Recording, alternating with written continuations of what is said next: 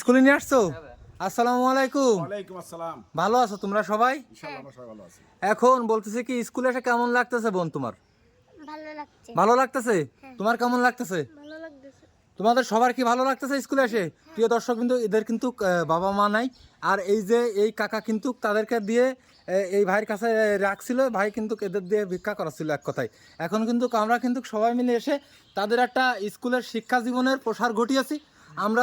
আমরা কিন্তু যতদূর পারছি এটা করছি, আর এই কাকা কিন্তু তার ভুল বুঝতে পারছে নাকি। জি বাবা, আপনার আন্ডার দিয়ে আপনি যে কাজটা করছেন তাদের দেখেন আপনি স্কুলে যাচ্ছে, এখন ভালো লাগতেছে না ভাই? ভাই ভালো লাগতেছে না? ভালো তো লাগতেছে, কিন্তু ভাই আমি তো ভাই আপনার ব্যবস্থা করবো ইনশাল্লাহ। আপনার যে যে ক্ষতি আছে আমরা ক্ষতিপূরণ দেবো। আমরা যথেষ্ট পরিমাণে, কিন্তু এই ধরনের কাজ আর করবেন না। ভাই আমার ক্ষতিপূরণ দেওয়ার দরকার নেই, আমি এই কাজগুলো আর করব না। আর করবেন ভাই? না ভাই, ক্ষতিপূরণ দেওয়ার দরকার। ঠিক আছে ভাই, আমরা অসংখ্য ধন্যবাদ জানাই।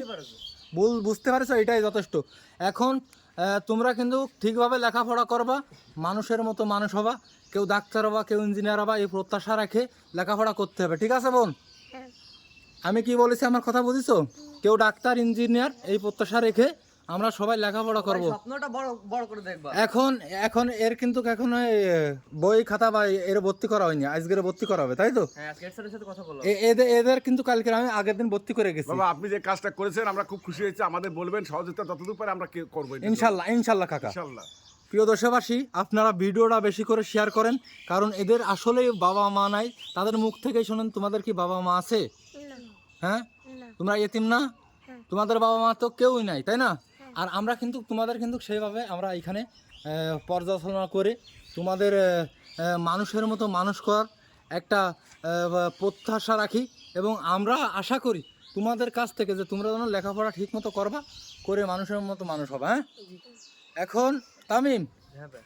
এদের যে কার্যক্রম বাকি আছে, মানে স্কুলে ভর্তি করা, ওই একটা ভাইয়ের তো ভর্তি হয়নি এখনো, ওরে ভর্তি করতে হবে।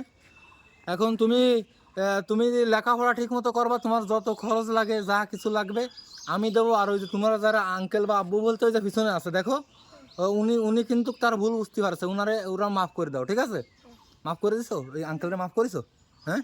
আর ভাই ওই ছেলেটা আর খালি বই নিতে বাদ আছে, ভর্তি প্রায় শেষ, কিন্তু আজকে বই দেবে ভাই। প্রিয় দর্শক বিন্দু, আজকের কিন্তু এই দেখুন স্কুল, এই স্কুলে কিন্তু তাদেরকে ভর্তি করে দিচ্ছি। আপনারা বেশি করে দোয়া করবেন এদের জন্য, এরা যেন দেশের যে কোনো উন্নতি সাধন করতে পারে, বিভিন্ন পর্যায়ে চাকরি বাকরি করতে পারে, যাতে সেই দিকে আমরা সবাই মিলে নজর রাখবো।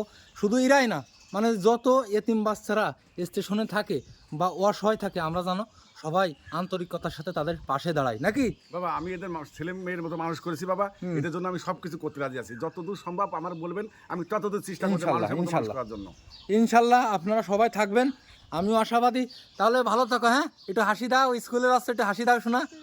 তাহলে স্কুলে যাচ্ছ, স্কুলে চলে যাও, তাহলে ক্লাসে যাও, এখন স্যার চলে আসবে, তাহলে তোমরা থাকো। ঠিক আছে?